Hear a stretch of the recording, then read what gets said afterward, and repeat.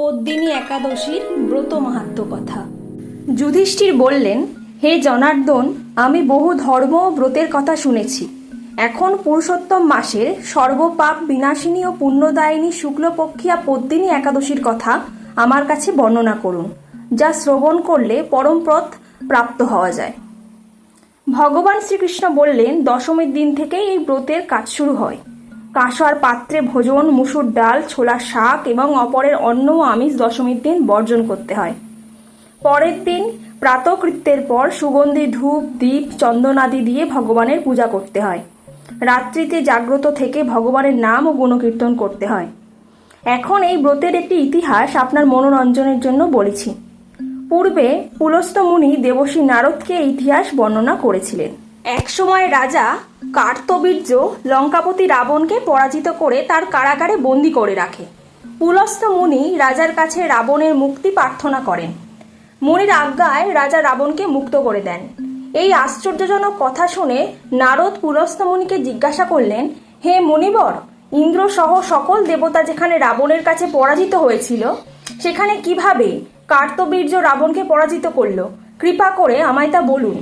পুলস্ত্য মুনি তখন নারদের কাছে কার্তবীর্যের জন্ম রহস্য বর্ণনা করলেন। ত্রেতা যুগে হৈহয় বংশে কৃতবীর্য নামে এক রাজা ছিলেন। মহিষ্মতিপুরে তার রাজধানী ছিল। রাজার 1000 পত্নী ছিল, কিন্তু রাজ্যসভা গ্রহণের মতো কোনো পুত্র লাভ তার ভাগ্যে হয়নি। দেবতাদের আরাধনাতেও কোনো সুফল মেলেনি। অবশেষে সাধুদের আজ্ঞা অনুসারে তিনি বিভিন্ন ব্রত পালন করলেন। তথাপি রাজা ছিলেন অপুত্রক। মন্ত্রীর ওপর রাজ্যভার অর্পণ করে তিনি তপস্যায় যাবেন বলে মনস্থির করলেন। রানী মহারাজ হরিশ্চন্দ্রের কন্যা পদ্মিনী ছিলেন অত্যন্ত পতিব্রতা। স্বামীর সঙ্গে তিনি তপস্যার জন্য মন্দার পর্বতে গমন করলেন। সেখানে তারা 10,000 বছর ধরে কঠোর তপস্যা করলেন, কিন্তু কৃতবীর্য পুত্র সুখ থেকে বঞ্চিতই রইলেন।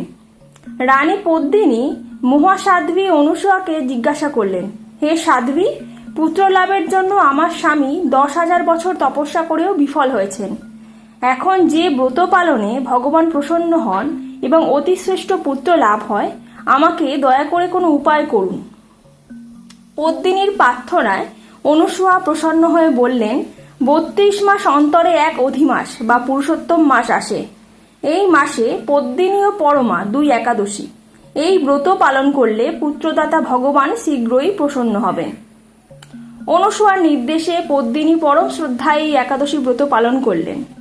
সেই ব্রতে সন্তুষ্ট হয়ে স্বয়ং ভগবান গরুর বাহনে চড়ে পদ্মিনীর সম্মুখে উপস্থিত হলেন।